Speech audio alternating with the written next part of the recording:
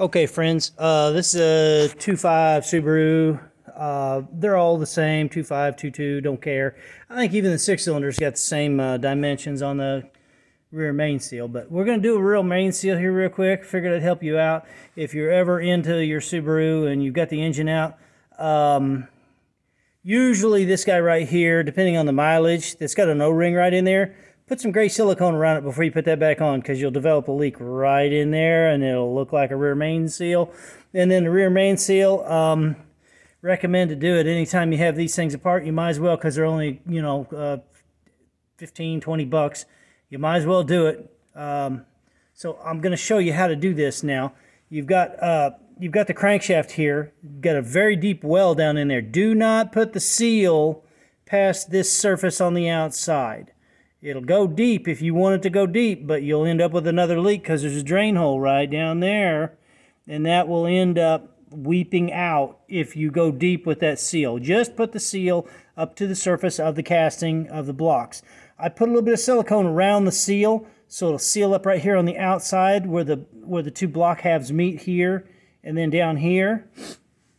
So I just put a little mega gray in there like this. I put it in there.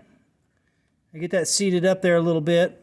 I don't have a stand for my phone, so you're going to have to bear with me, but there's a good little trick here, because when you start driving this in, it'll want to go wonky on you.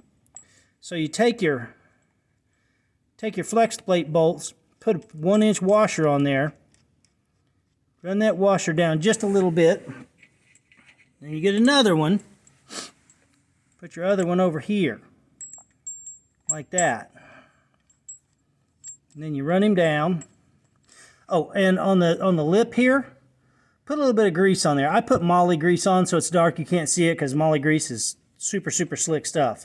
That'll help that go around that crankshaft. If you have a blemish in your crankshaft, there's a company, I don't have the name of it, but there's a company in Texas that does wear sleeves for the well pumps out there in the oil fields, and you can order one in the proper dimensions. It's got to be inside diameter, it's got to be right, and it'll come a little bit larger, so you have to trim it off because it'll be too long. It'll stick out on the crankshaft, and that wear sleeve will go right around that crankshaft. If you have any blemishes on the crankshaft itself, put a little bit of silicone around the crankshaft and then put that wear sleeve on the crank, and it will seal that blemish up with silicone. Let me come over here. I think I've got one right here in this box. Okay, so that's a wear sleeve right there. That's what a wear sleeve looks like. Okay, it's just a thin piece of metal. The one you'll get, if you order the right one, it'll be a little bit longer due to your dimensions, and you cut that lip off, and then you put that wear sleeve around that crankshaft, drive it on there, and then you'll have to get like a feeler gauge like this. Get your feeler gauge out, and then you roll the lip of that wear sleeve or that seal around the wear sleeve, because you don't want to damage the lip on the seal. And that's how you do that if you have a blemish on the crankshaft. But most of the times you won't. Every once in a while there'll be a little blemish. So with these washers here and here, we tap a little bit,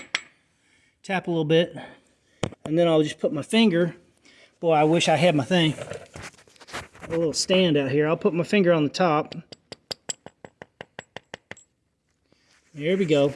Oh, see that one come out, so I got to run that one down just a little bit. But if you get it wonky, don't drive it in any further unless you're sure that you're flush. Like that. And then I'll run this in a little bit further. There we go. See, we're flush on the bottom. We're sticking out a little bit on the top. And just like that, see? Now we're flush all the way around, and I will take my brass drift and I'll finish this off all the way around just to the surface of that casting. Okay? So that's your trick of the day on a Subaru. Make sure that you do your rear main seal and you put some silicone around this little booger right here. And if you take this guy off, like if you're changing your pistons, these will both be off. This guy right here, go ahead and put new silicone around him and put him back on there. It's very important because it's just crankcase pressure, I know, but it'll look just like a rear main leak and it'll drip out the back and make a mess. Okay? If you have any questions, put them in the comments. Have a great week.